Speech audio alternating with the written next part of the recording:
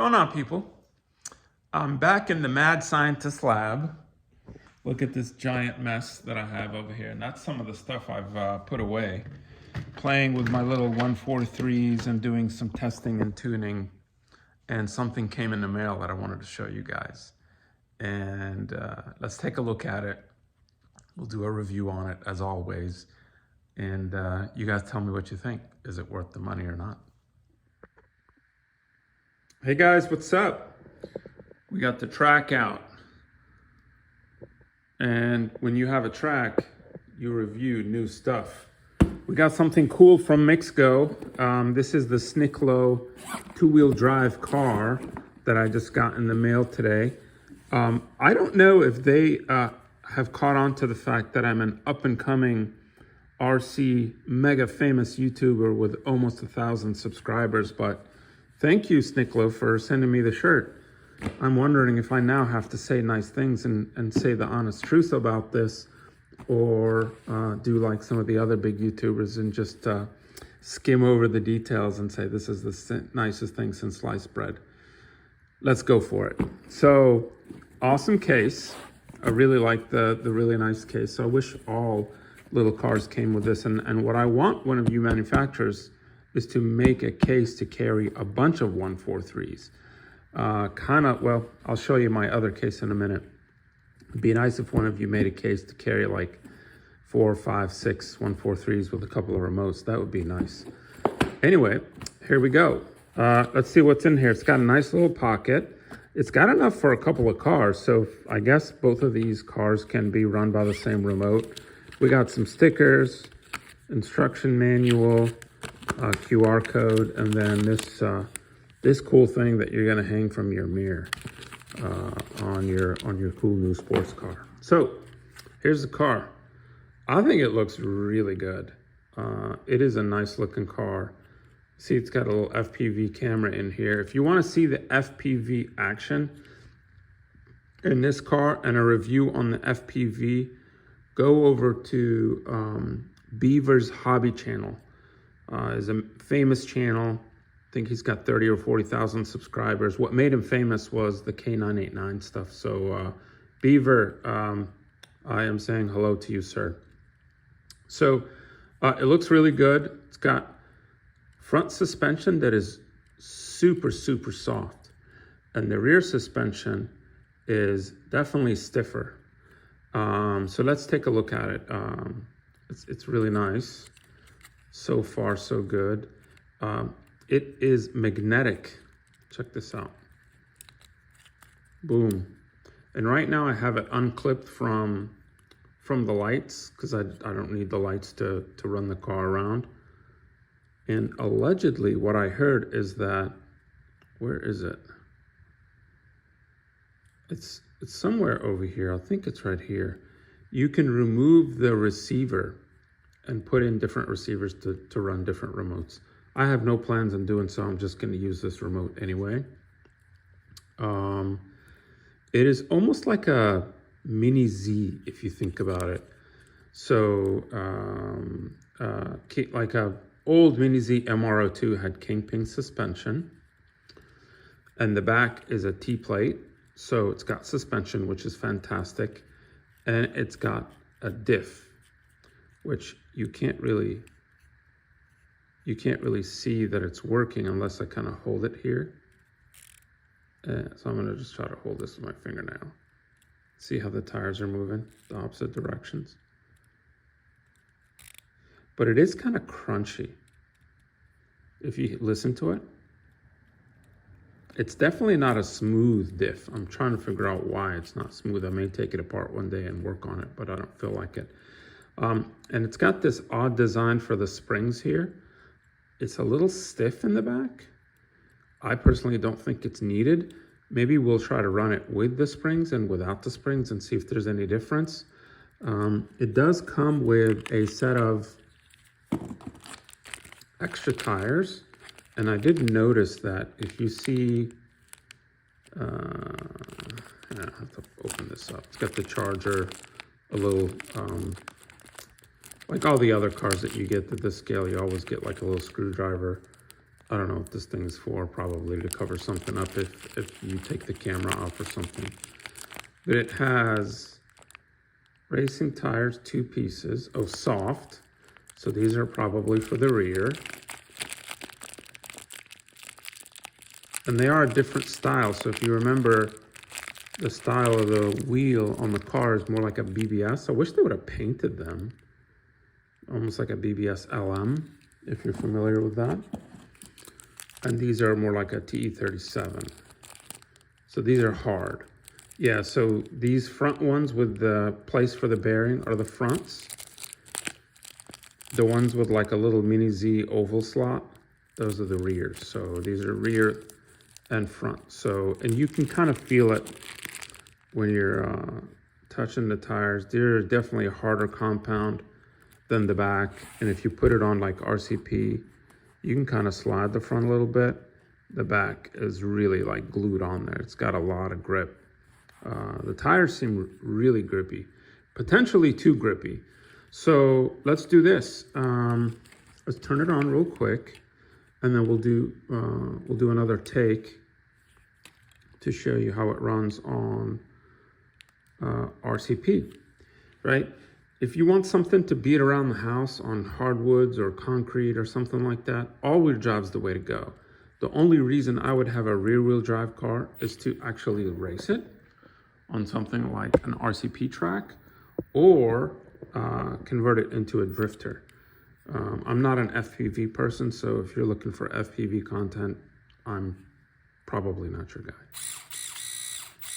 Doesn't seem like that's a lot of speed. And that's at like the fast, well, let me cover this up because it's kind of in the way. When you click these 2 down, that's the fastest setting. I think when you click the last one up, it's the slow. Oh, you got to go both of these up.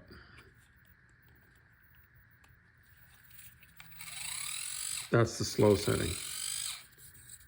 And it's got gyro, which I don't know why you would need gyro when you're going 2 miles an hour. Here, let me show you just how slow is. Make this.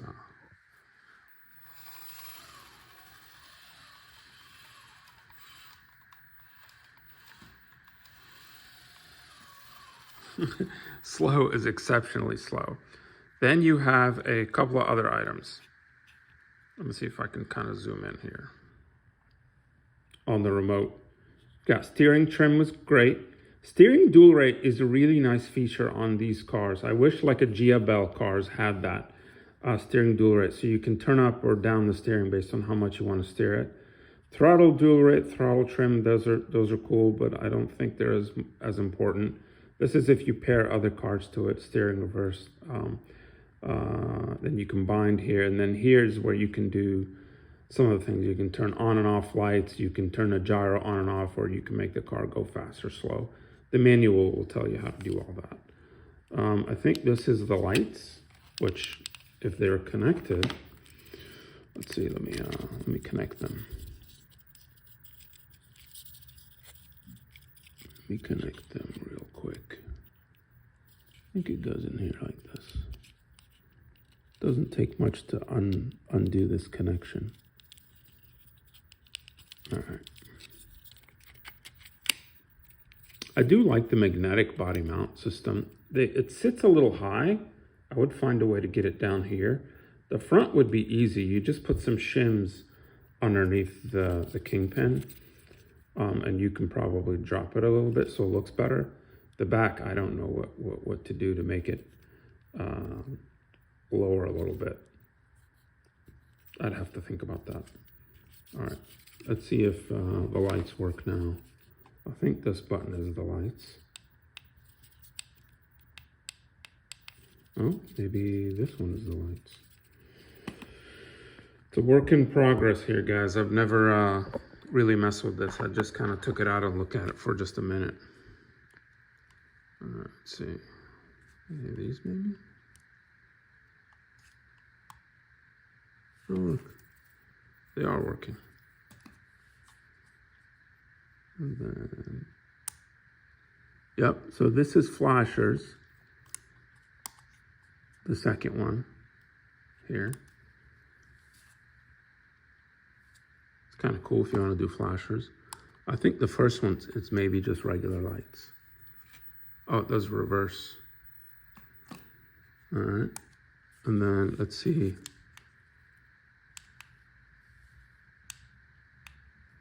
All right, that's enough of that. The lights aren't that important. So we're gonna drive it on slow and fast.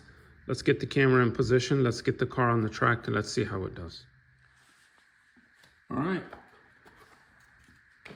here we go. Let's see how it does on a track. So let me set it on the slower speed.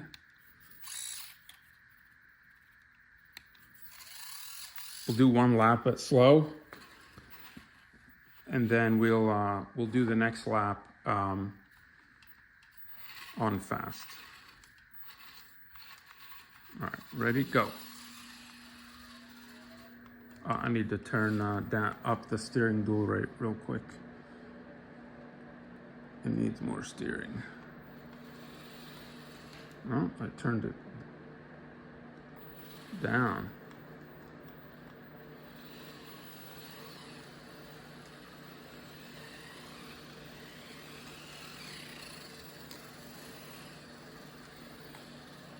It has a tremendous amount of steering, mainly because the front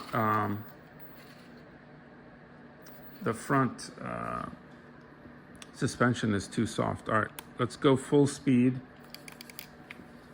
All right.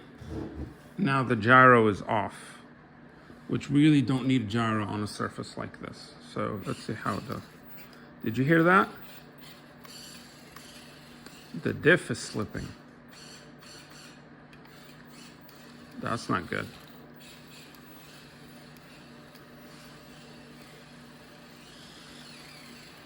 All right, I don't like that.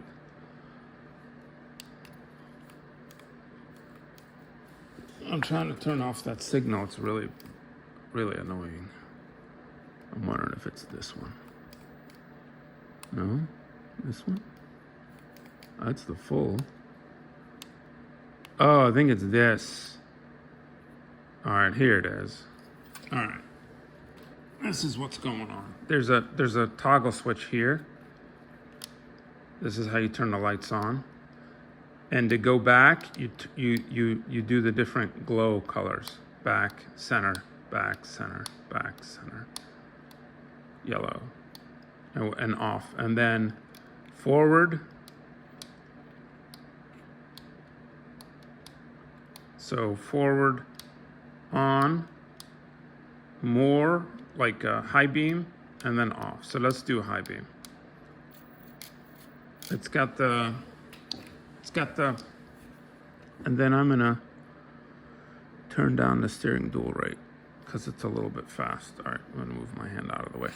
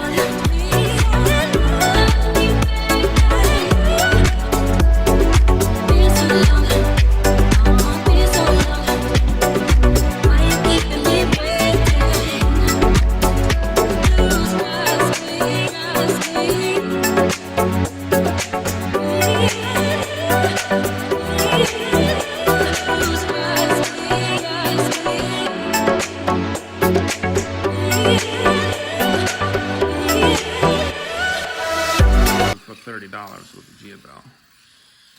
So I have about $70 with shipping and everything, about $80 in this. All right, I'm gonna grab, since I have it handy, I'm gonna grab the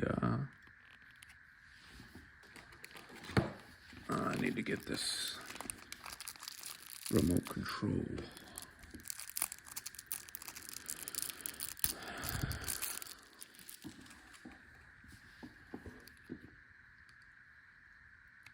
All right.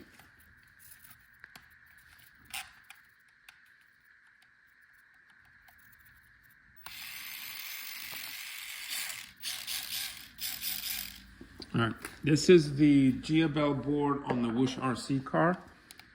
I'm gonna do yellow, which is the second speed, just so you can see a comparison on like the speed.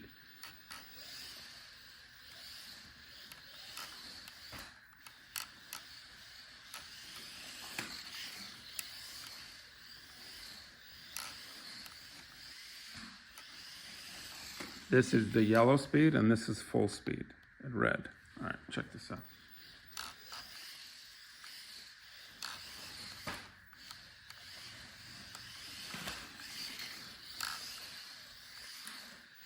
Much faster, the Gyro. And candidly, a lot easier to control.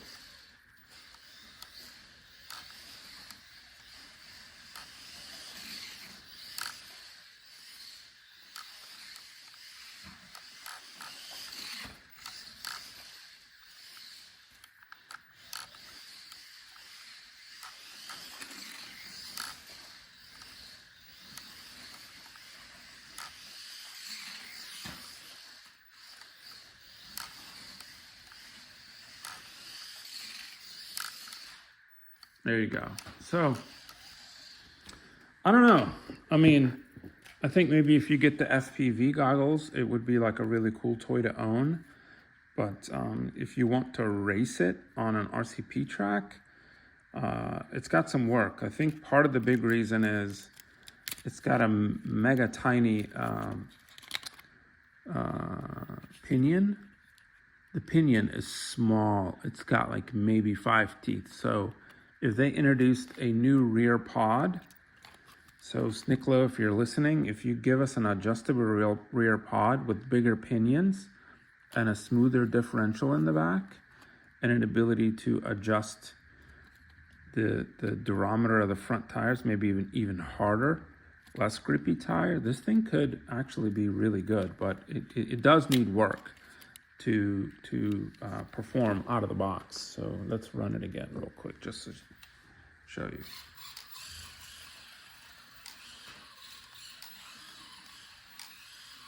And I can feel that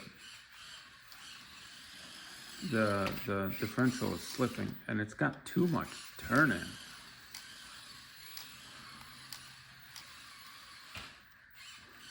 It's really darty. You know what it is? I'm gonna do something real quick on camera. I'm gonna take out the rear springs.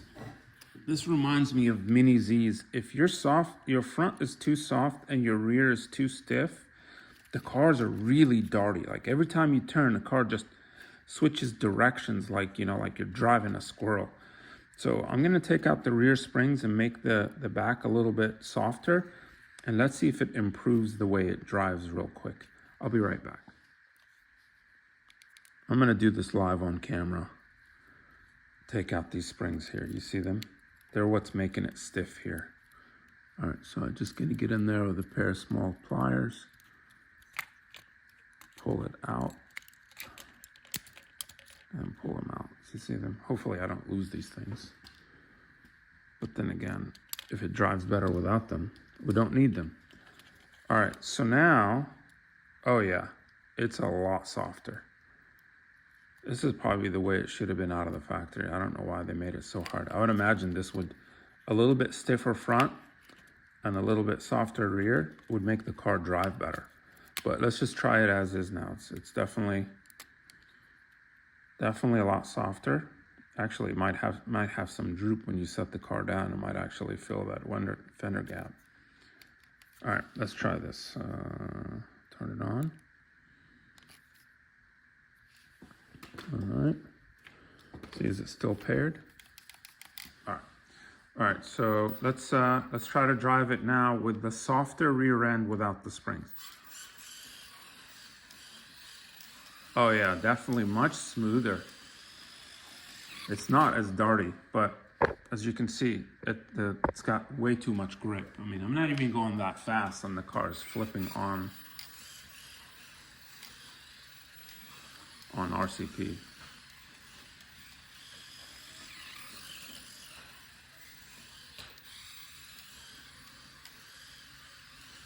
And I can tell the diff is slipping. I need to tighten the diff now.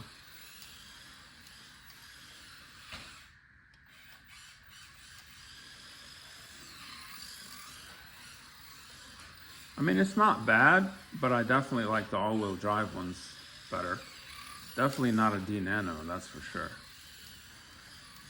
I don't know. It's fun. I think it's probably worth 70 bucks, but just know that you're gonna have to do a little bit of work on it to get it to run good. All right, folks, we'll see you later.